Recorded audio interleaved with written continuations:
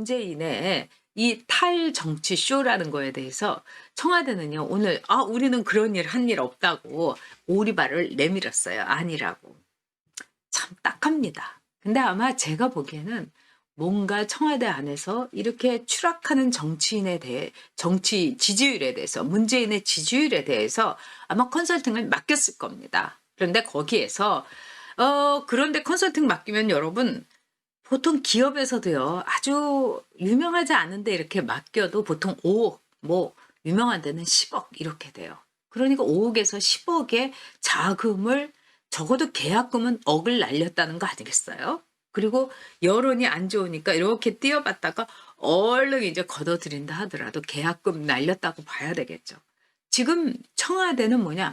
비상 걸린 거예요, 여러분. 그리고 막 추락하는 문재인의 이제 쇼도, 뭐 현민이 쇼도 안 먹히니까 이제 탈 정치 쇼를 해볼까 이렇게 된 거죠.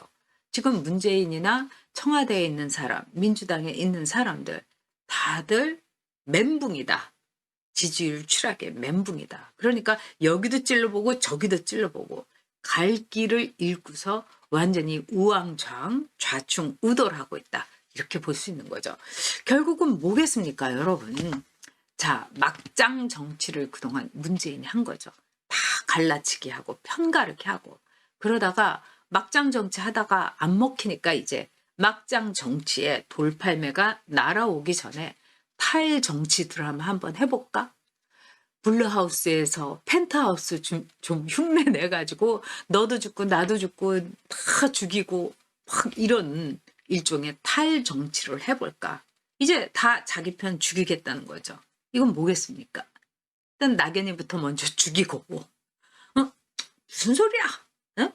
내가 사면한다고 안 했는데, 난 가만히 있었는데 혼자서 저러고 이러면서 딱 면죄부를 자기는 받고 일단 이 낙연이부터 먼저 죽이는 그런 드라마가 이 탈정치 드라마의 1번일 겁니다, 여러분.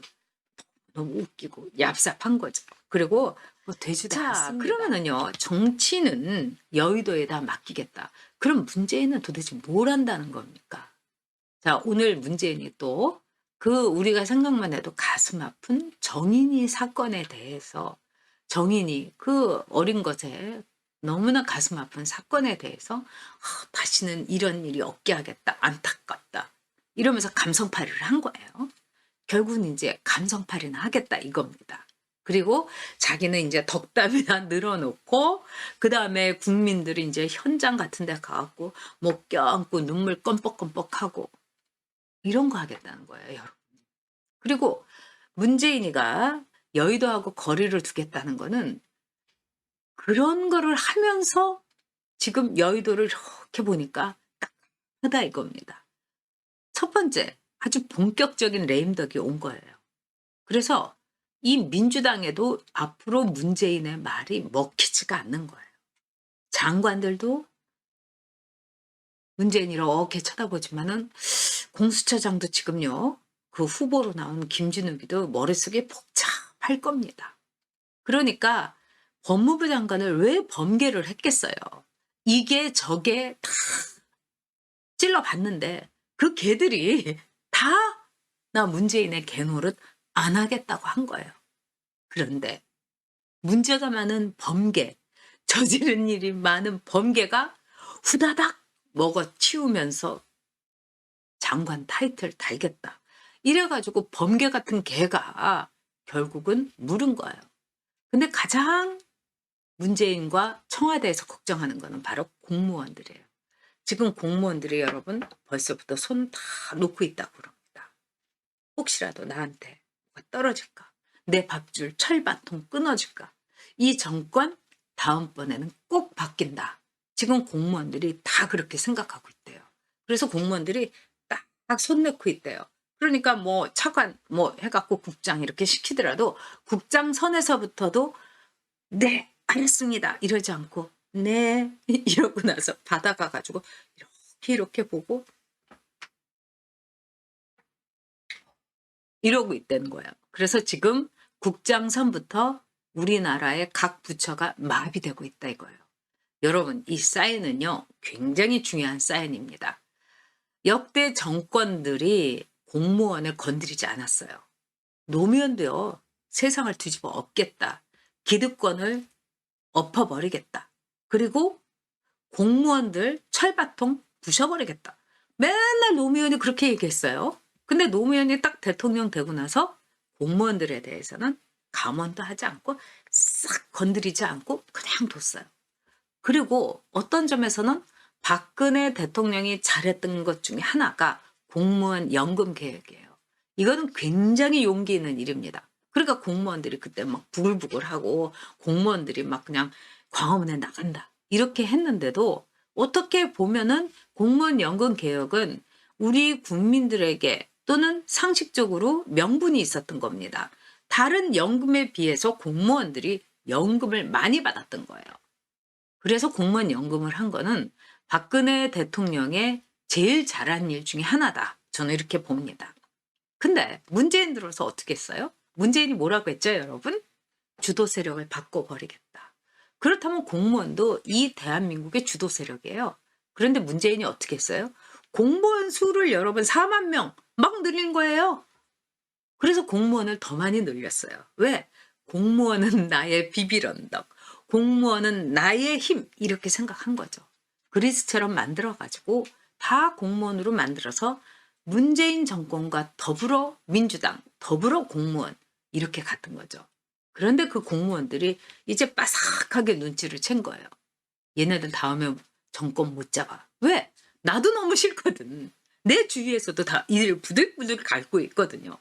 그런 점에서 정치는 여의도. 그런 문재인은 이제 문재인 정권은 여러분 힘을 못 쓰고요. 축 늘어져 갖고 거의 영양실조 내지는 멘붕 상태가 되었다. 이렇게 봐야 될 겁니다. 자, 그래 가지고요. 문재인은 지금요 부들부들 떨고 있어요. 퇴임 후에 패닉, 퇴임 후에 공포에 질려 있는 거예요. 자, 그렇기 때문에 이낙연하고 문재인하고 머리를 맞대고 박근혜 대통령, 그 다음에 이명박 대통령, 이거 사면을 줘야 되는 거 아니냐. 이 타이밍을 봐야 되는 거 아니냐. 이렇게 한 거예요. 지금요, 완전히 이낙연이가 뒤집어 쓰고 있는 거죠. 자, 이낙연이는 그거를 이렇게 즐기고 있을 겁니다. 이낙연이는 이 잔머리가 엄청 돌아가요. 나한테 빚지게 하겠다. 이게 이낙연이의 생각인 거죠. 그리고 이낙연은 또 어떻게 생각하겠습니까? 내가 이런 와중에도 얍삽한 내가 입을 털지 않고 문재인이가 나랑 막 머리를 맞대고 사면 마음을 읽은 거예요. 그런데 청와대에서는 그런 논의 한 적 없다. 뭐 이렇게 되니까 이낙연이가 저 얍삽한 것 하면서도 속으로 어떻게 생각하겠어요? 문재인이 나한테 빚졌어. 조국한테 빚진 것만큼. 조국한테 문재인이는 아마 집안 식구들, 뭐 유재수, 뭐 비리, 온갖 거 빚 많이 졌죠. 이제 이낙연이가 문재인의 뒷덜미를 딱 잡고 있는 겁니다. 제명이는 안 돼. 제명이 같으면 벌써 난리 쳤겠지. 결국은 이낙연의 목적은 뭐겠어요? 문재인이 나를 지명하게 만드는 거. 자기의 후임으로서. 3등이면 어때? 꼴등이라도 괜찮은 거지. 이렇게 생각할 겁니다. 그리고 지금 이낙연이는 마음속으로 당황한 척하면서 즐기고 있는 거예요, 여러분. 자, 그런 점에서 자중질환이 일어나고 있다.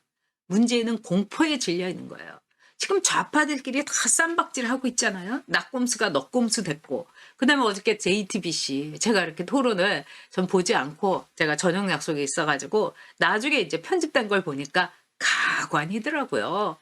그 징계위원장 했던 뭐 교수라는 사람, 이런 사람 어떻게 교수하는지 모르는데 나도 공수처 반대한다. 공수처는 겁주려고 하는 거다. 이러지를 않나.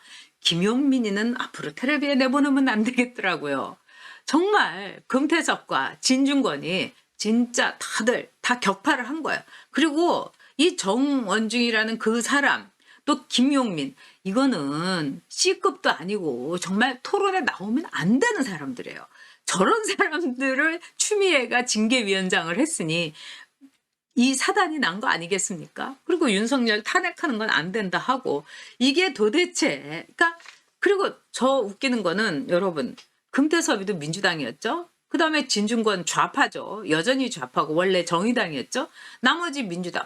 그러니까 좌파들끼리 모아놓고 JTBS에서 토론을 하는데 좌파들끼리 다 싸우고 이제 정말 갈갈이 흩어진 거죠. 이게 여러분 문재인 정권의 완전히 중간 결산입니다. 이제 앞으로는 문재인 정권은 확 뜯어지는 것밖에 없어요. 힘냅시다, 여러분.